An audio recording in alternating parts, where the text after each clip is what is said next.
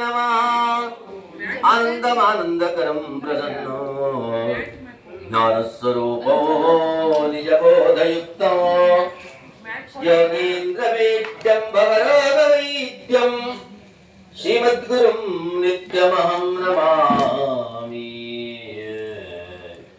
ಹೇಳಿ ಸತ್ಯನಾರಾಯಣಂ ದೇವಂ ವಂದೇಹಂ ಕಾಮದಂ ವಿಭುಂ ಲೀಲೆಯ ವಿತತಂ ವಿಶ್ವಂ ಯೇನ ತಸ್ಮೈ ನಮೋ ನಮಃ.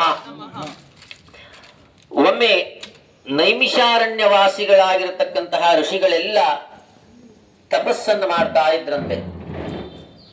ಋಷಿಗಳು ತಪಸ್ಸನ್ನ ಮಾಡ್ತಾ ಇರತಕ್ಕಂಥ ಸಂದರ್ಭ ಅಲ್ಲಿಗೆ ಶೌನಕಾದಿ ಮಹರ್ಷಿಗಳ ಪ್ರವೇಶ ಆಗುತ್ತೆ.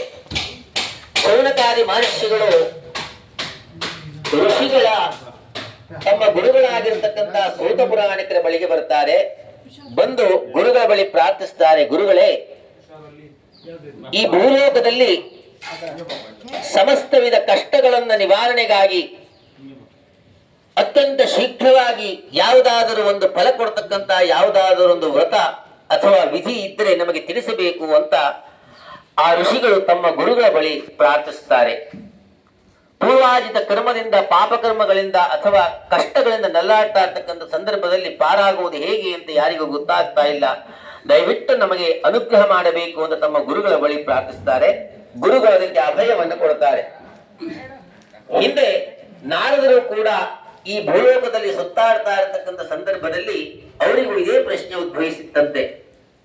ಈ ಮಧ್ಯಲೋಕದಲ್ಲಿ ಲೋಕಕಂಟಕ ಎದುರಾದವಾಗ ಯಾವ ರೀತಿ ಪರಿಹಾರ ಅಂತ ಯೋಚಿಸಿದವಾಗ ನಾರದ ಮಹರ್ಷಿಗಳಿಗೆ ಒಂದು ಉಪಾಯ ಹೊಳೆಯಿತಂತೆ. ಇದೆಲ್ಲವನ್ನ ಬಗೆಹರಿಸುವ ಶಕ್ತಿ ಇರುವುದಾದರೆ ವೈಕುಂಠ ಲೋಕವಾಸಿ ಆಗಿರ್ತಕ್ಕಂತಹ ಶ್ರೀಮನ್ನಾರಾಯಣನಿಗೆ ಅಂತ ಅವರು ಋಷಿಗಳಿಗೆ ಸಲಹೆಯನ್ನ ಕೊಡ್ತಾರೆ. ಆ ಋಷಿಗಳೆಲ್ಲ ನಾರದ ಮಹರ್ಷಿಗಳಿಗೆ ಪುನಃ ವಿನಮ್ರವಾಗಿ ಪ್ರಾರ್ಥಿಸುತ್ತಾರೆ, ನಾರದರೆ ನೀವೇ ಹೋಗಿ ವೈಕುಂಠ ಲೋಕಕ್ಕೆ ಹೋಗಿ ಶ್ರೀಮನ್ನಾರಾಯಣನಿಗೆ ವಿಷಯವನ್ನು ತಿಳಿಸಿ ಅಂತ ಹೇಳ್ತಾರೆ. ನಾರದರು ಈ ವಿಷಯವನ್ನು ಹೊತ್ತು ವೈಕುಂಠ ಲೋಕವನ್ನು ಪ್ರವೇಶ ಮಾಡ್ತಾರೆ. ಒಂದೊಂದೇ ಬಾಗಿಲುಗಳು ತೆರೆದುಕೊಳ್ತಾವೆ. 7 ಬಾಗಿಲುಗಳು ತೆರೆದುಕೊಂಡಾಗ ಅನತಿ ದೂರದಲ್ಲಿ ಆದಿಶೇಷಶಾಹಿಯಾಗಿ ಆದಿನಾರಾಯಣನು ಮಲಗಿಕೊಂಡಿದ್ದ ಯೋಗನಿದ್ರೆಯಲ್ಲಿ ಬರುತ್ತಿರುವ ನಾರದರ ಕಂಡು ಭಗವಂತ ಅಲ್ಲಿಂದ ಮುಗುಳು ನಗುತ್ತಾರಂತೆ. ಅಯ್ಯ ನಾರದರೆ ಬನ್ನಿ ಅಂತ ಕರೀತಾರೆ. ಮುಗುಳು ನಗೆಯಿಂದ ಭಗವಂತ ನಾರದರಿಗೆ ಮಹದಾನಂದವಾಗಿ ಹೋಯಿತು. ಭಗವಂತನನ್ನ ಹಾಡಿ ಹೊಗಳುತ್ತಾರೆ. ಸತ್ಯನಾರಾಯಣಂ ದೇವಂ ವಂದೇಹಂ ಕಾಮದಂ ವಿಭುಂ ಲೀಲೆಯಾ ವಿತತಂ ವಿಶ್ವಂ ಏನ ತಸ್ಮೈ ನಮೋ ನಮಃ. ಏನಯ್ಯ ನಿನ್ನ ಲೀಲೆ ಅಂತ ನಾರದರು ಭಗವಂತನನ್ನ ಹಾಡಿ ಹೊಗಳುತ್ತಾರೆ. ಅಷ್ಟೇ ಅಲ್ಲ, ಕೈಯಲ್ಲಿ ಶಂಖ ಚಕ್ರ ಗದಾ ಪದ್ಮ ವನಮಾಲೆಗಳಿಂದ ಸುಶೋಭಿಸಲ್ಪಟ್ಟ ಕಮಲಾಪತಿಯನ್ನ ಕಂಡ ನಾರದರು ಸಾಷ್ಟಾಂಗ ಪ್ರಣಾಮವನ್ನ ಮಾಡಿ ಭಗವಂತನನ್ನ ಹಾಡಿ ಹೊಗಳುತ್ತಾರೆ. ಇದನ್ನು ನೋಡಿದ ಭಗವಂತ ಸಂತುಷ್ಟನಾಗಿ ಬಿಡ್ತಾರೆ. ಅಯ್ಯ ನಾರದರೇ ಬಂದಿರುವ ಕಾರಣವೇನು ಅಂತ ಪ್ರಶ್ನೆ ಮಾಡ್ತಾರೆ ನಾರದರಲ್ಲಿ. ಅದಕ್ಕೆ ನಾರದರು ಪುನಃ ಉತ್ತರವನ್ನು ಕೊಡ್ತಾರೆ.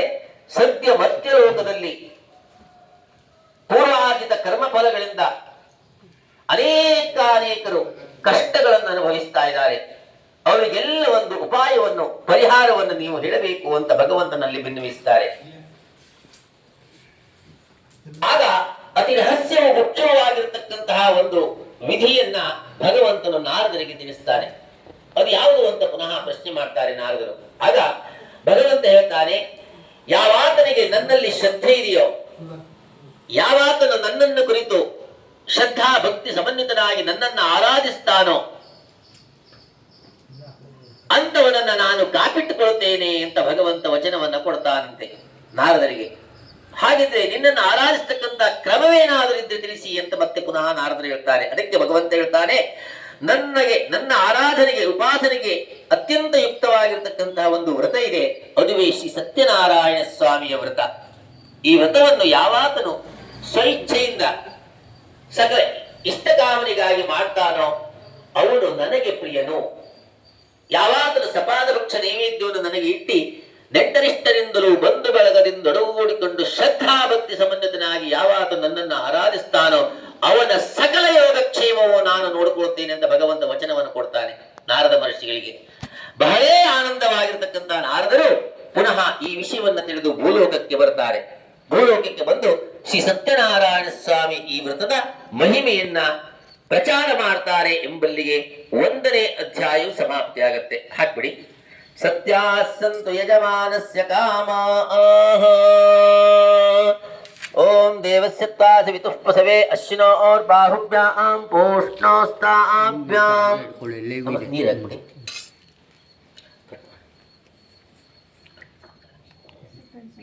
ಆಮೇಲೆ